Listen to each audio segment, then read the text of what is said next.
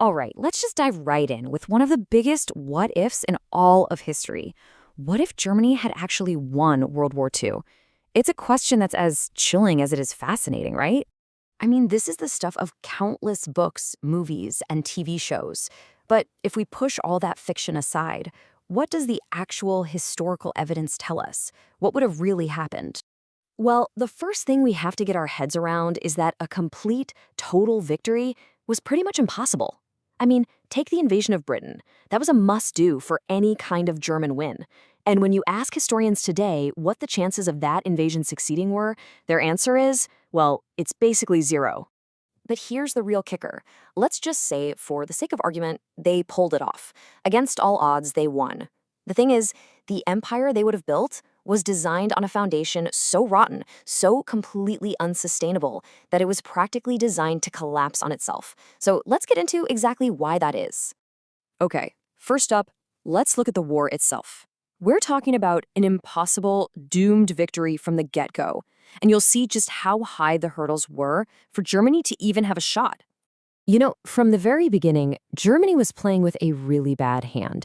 They just didn't have the resources. They had to import a third of them. Their industrial power was completely dwarfed by the Allies. And here's a key point. Their own twisted ideology kept forcing them to make just awful strategic decisions that shot themselves in the foot over and over again. So for them to win, it wasn't just about one lucky break. No. It was about threading a needle. It would have required this perfect, almost impossible chain of events to all go their way. Think about it.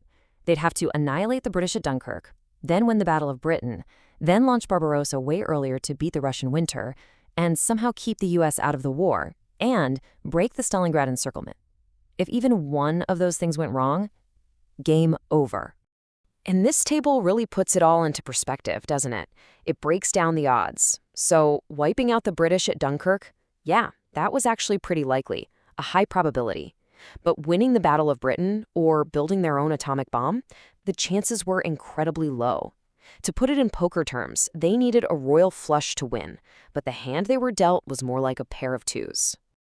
Okay, but let's just imagine for a second that they did it. They hit every single lucky shot, they threaded that needle, and they won. What would that victory, what would that world have actually looked like? Because this is where we leave the what-if of military strategy and enter the chilling reality of a documented blueprint for an absolute nightmare. At the very heart of their vision for a post-war world was this thing called General Plan Ost, the master plan for the East. And listen, this wasn't some fuzzy, half-baked idea.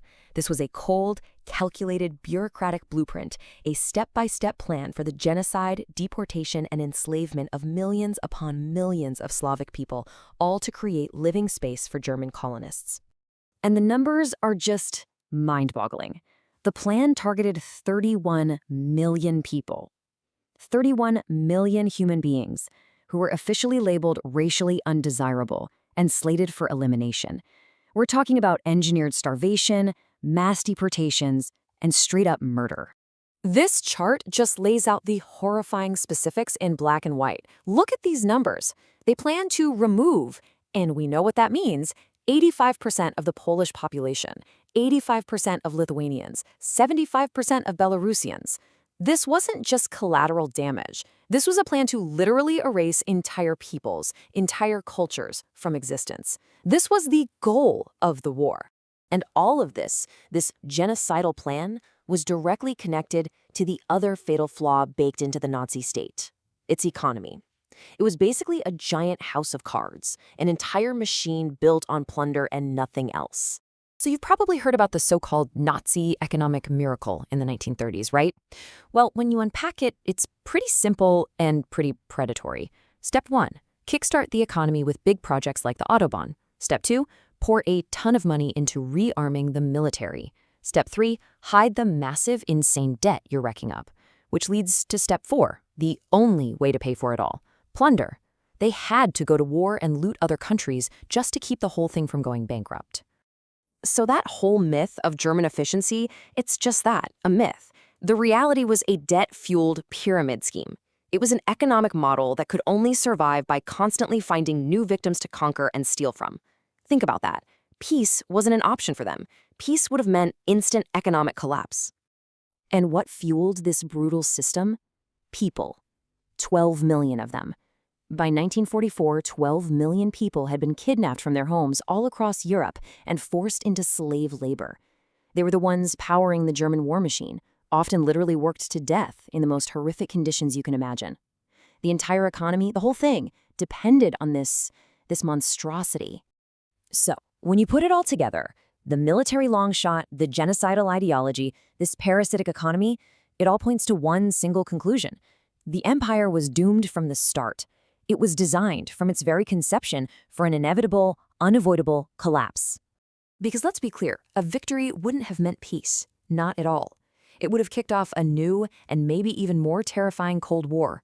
Just try to picture it, a nuclear-armed Nazi Germany facing off against the United States. A Germany whose entire ideology was based on endless expansion and wiping out entire groups of people. The risk of a global nuclear catastrophe would have been off the charts. And you know what? Even without that Cold War, the empire would have just rotted from the inside out. This chart really nails the three critical, unsolvable problems they faced. First, the economy was a ticking time bomb. Second, you just can't rule an entire continent of people you've enslaved. They would have resisted forever. And third, the regime itself was packed with powerful rivals who were absolutely going to tear each other to shreds the second Hitler was gone. So, let's just sum it all up. You have an economy that requires constant war just to exist. You have an entire continent of oppressed people who will never, ever stop fighting back. You have a leadership that's guaranteed to collapse into a bloody civil war. And at the very heart of it all, you have an ideology that says you must exterminate the very people you're trying to govern. I mean, that is the very definition of a system that cannot last. And really, that's the ultimate takeaway here. The end of the Third Reich. It wasn't just a military defeat. It was the inevitable collapse of an entire ideology that was unsustainable in every single way you can measure it, militarily, economically, politically, and of course morally.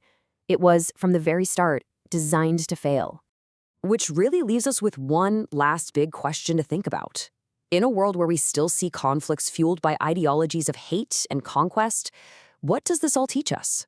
What does it really tell us about any vision for the future that's built not on cooperation, but on conquest, not on creating, but on destroying?